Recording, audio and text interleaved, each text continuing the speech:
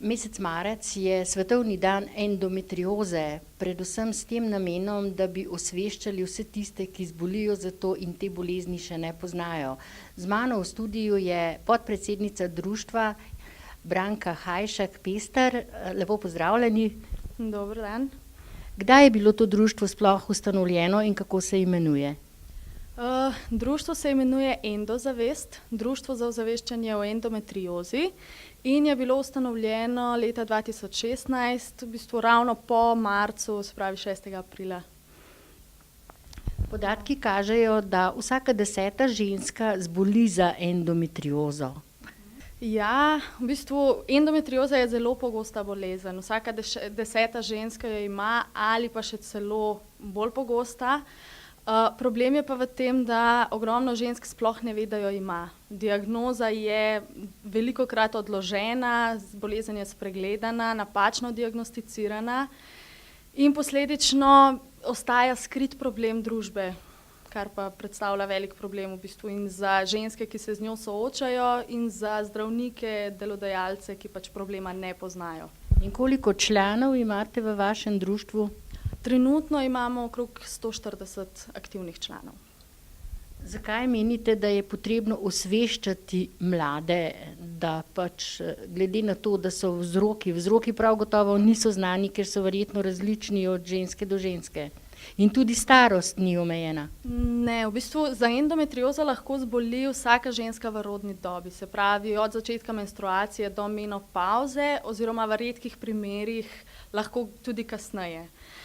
Največji problem je ravno to multifaktorialna bolezen, kar pomeni, da obstaja več vzrokov, ki so med seboj povezani in tvorijo teorijo o nastanku. Prav tako je zelo individualna, kar pomeni, da vsaka ženska doživlja simptome na drugačen način. Lahko ima zelo razširjeno tkivo endometrioze, a obenem nobenega simptoma, ali pa ogromno simptomov in minimalno vidno bolezen ob sami operaciji. In v bistvu problem je to, ženske bolezni ne poznajo, niti ne slišimo o tem, v šolah se o tem ne govori, starši ne poznajo in marsikatera do takrat, ko je na koncu po vseh ostalih preiskavah, v bistvu sploh prvič sliši za to. Do takrat je pa lahko nastala že nepopravljiva škoda, v najhujših primerih v smislu neplodnosti ali pa trajnih poškodb notranjih organov, kar pa močno vpliva na nadaljnje življenje žensk. 24. marca bo v Ljubljani potekal poseben shod. Kako bo potekal? Ja, 24. marca organiziramo en dogodek, to je zdaj drugi zapored v Sloveniji, namenjen ozaveščanju o endometriozi. Prvi del dogodka bo v bistvu endomarš, shod namenjen ozaveščanju o endometriozi. Od Prešernovega trga se bomo ob 15. uri sprehodili do študentskega kampusa z rumenimi pentljami, plakati in na ta način opozorili na rumeno barvo, rumeno pentljo in na koncu koncev endometriozo. Potem bomo pa v študentskem kampusu še prisluhnili dvema odličnima predavanjama priznanih in priljubljenih avtoric, Milene Miklavčič in Vesne Juvan. Sam pomen teh predavanj in zakaj tak izbor je pa v bistvu ravno zaradi podiranja tabuja.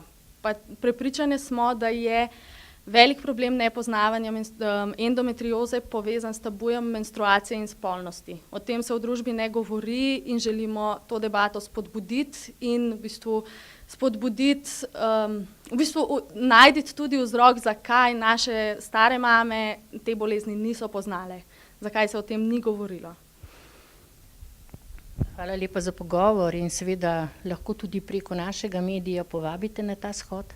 Ja, na tem mestu bi povabila vse, ki mogoče imate endometriozo, poznate koga, ki ima endometriozo, ali pa vas zanima za voljo svoje hčerke, žene, kakorkoli, vsak ima ženske okrog sebe v svojem življenju.